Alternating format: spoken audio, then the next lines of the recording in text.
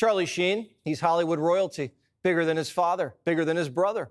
From Ferris Bueller to Platoon to Wall Street and 2.5 Men, he was on top of the world, the highest paid actor on TV. But behind it all, drugs, escorts, meltdowns, and an HIV diagnosis.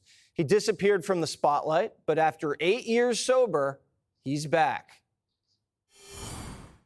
Charlie, how you doing? I'm doing well. You said you were born dead. Yes, I did. Yes, it's not an exaggeration.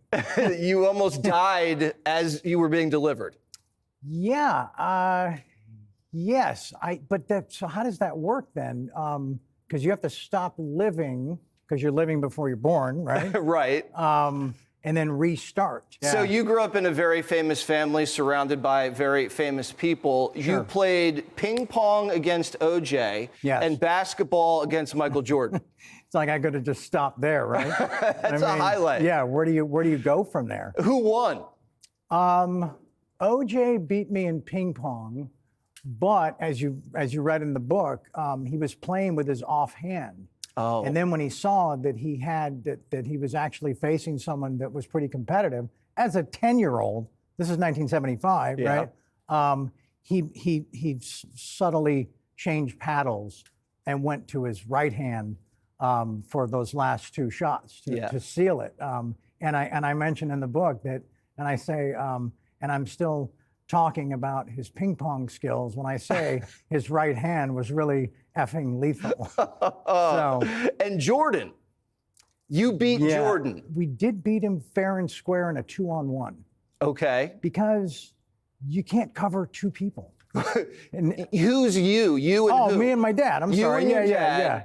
dad. Martin Sheen Yes. beat Jordan 2-on-1. 2-on-1. Yeah. And does he accept defeat? No, he doesn't, because he did on the day, but that was his sophomore year in the NBA.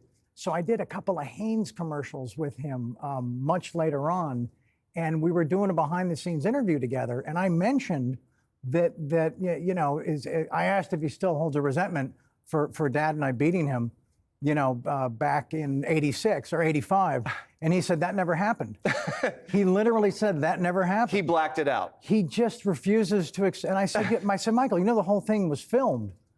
He said, doesn't matter. Doesn't matter. Never happened. He can never accept defeat. Yeah. So you went on But it was to cool. then... It was cool that he. Oh, absolutely. Yeah. You went on to star in Platoon. Took your career to a whole nother level. Johnny Depp was one of your co-stars. Yes. Was Johnny Depp a good influence? He wasn't a bad influence.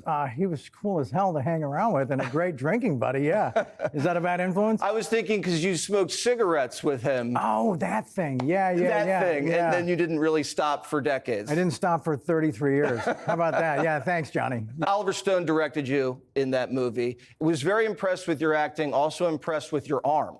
Yes, yeah. He knew I was a ball player, and there's a specific scene where I'm in a standoff with an NVA combatant, and he's in a spider hole, and I can't really see him. So my only hope to get to him is to lob a grenade like 40 or 50 feet, but completely just by feel, because he's hidden by a log and some elephant grass, and so I have to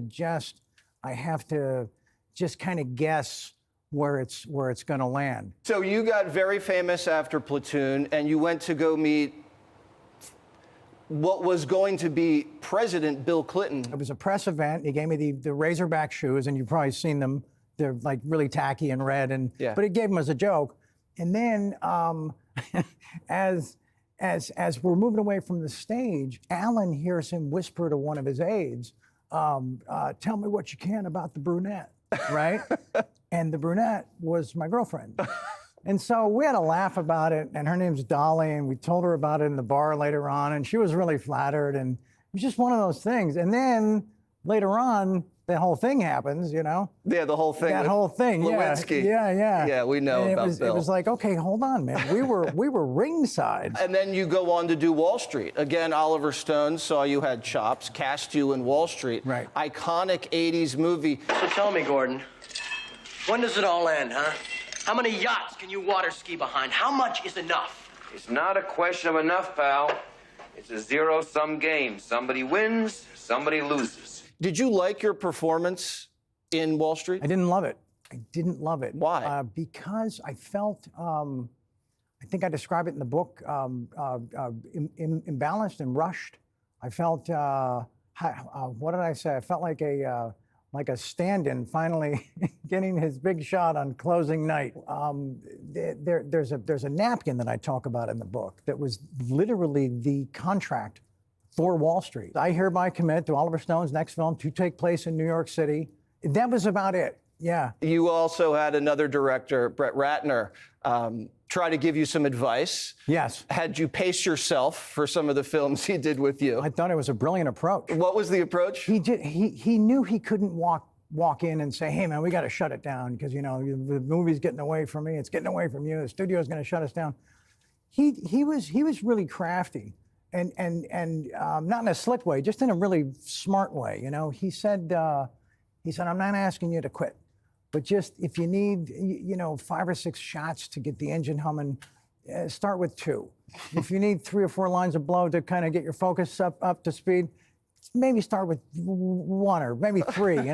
So he was just trying to kind of cut it down. Right. And it worked, and I embraced it because he was the first guy, especially during some of that chaos, that didn't walk in and say, it has to be done like this. You need to do this. It's like he gave me he gave me options. He gave me choices. Party, but in moderation. Exactly. Click here to subscribe to the Fox News YouTube page to catch our hottest interviews and most compelling analysis. You won't get it anywhere else.